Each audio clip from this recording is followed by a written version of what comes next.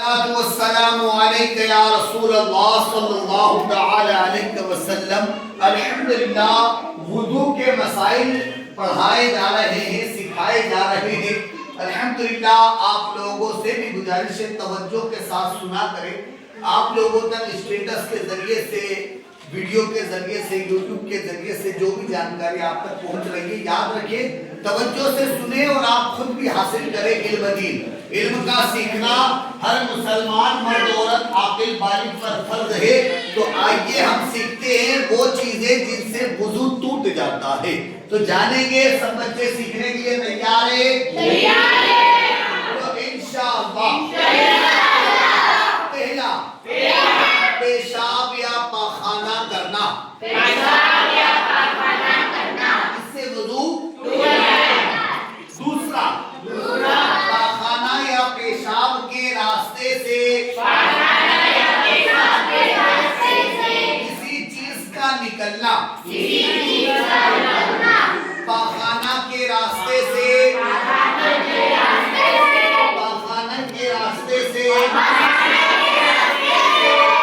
हवा खारिज होना। हवा का बदन के किसी मकाम से खून या पीप का निकल कर बह जाना। जिसका वुजू या गुस्ल में होना फर्ज है। मुंह भर के उल्टी आना। इस तरह सो जाना के जिस्म के जोड़ ढीले पड़ जाए। बेहोश हो जाना। जुनून आना। गशी होना। चक्कर आना। लड़खड़ाना। दुखती आंखों से पानी का बहना। यानी आंसू का बहना। और रुकू और सजदे वाली नमाज में इतनी जोर से हंसना के आस पास वाले सुन ले।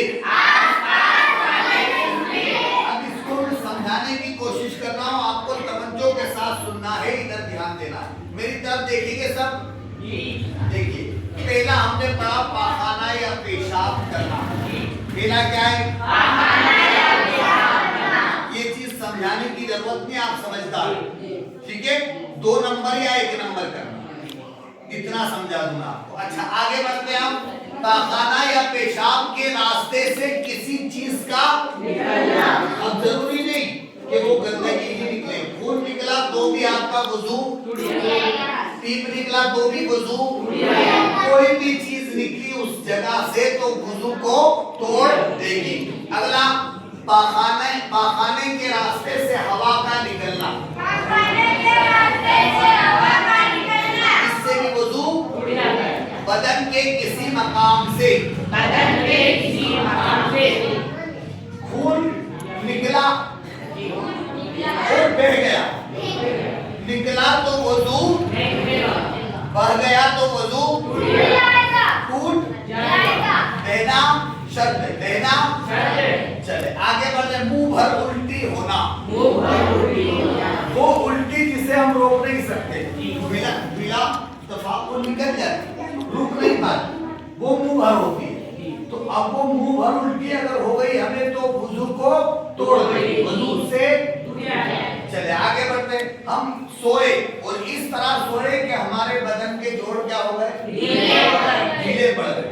अगर हम बिना सहारे के इस तरह बैठे और अब अगर हमको नींद लग गई, तो हमारा वजू कब तक नहीं टूटेगा? जब तक कि हम याद रखें, ये तमाम जोड़ ढीले पड़ जाएंगे ना और हम गिरने लगेंगे, तब हमारा वजू, वो भी हम गिर जाएंगे, ठीक है ना, ठीक है ना। और अगर हम ऐसा उठ गए तो वजू नहीं, ठीक है ना। आगे बढ़े। बेहोश हो जाना, इससे भी वजू। आगे जुनून आना, मतलब मिर्गी वगैरह आ जाती है ना, तो इससे भी वजू। गशी आना,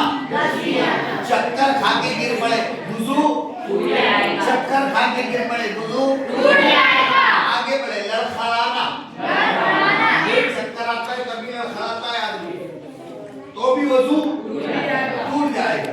दुखती आंख से, याद रखिए कौन सी आंख से, आईनी बोलते हैं ना जिसको, आईनी आईनी आ गई हो या दुख रही हो आंखें, उससे पानी बह रहा है तो उससे वजू वो बीमारी की वजह से निकला हुआ गंदा पानी है।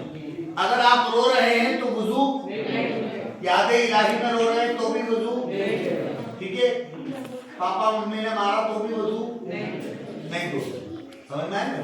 वो आंख जो दुखती हो, आईनी जिसको, उससे वजू, वो पानी गंदा हो। अच्छा, रुकू और सजदे वाली नमाज में इतनी जोर से हंसा कि आसपास वालों ने सुन लिया तो वजू, उम्मीद करता हूँ समझ में आया होगा। आपको ये याद भी करना है और इसे दूसरों तक पहुंचाना भी करेंगे इंशाअल्लाह।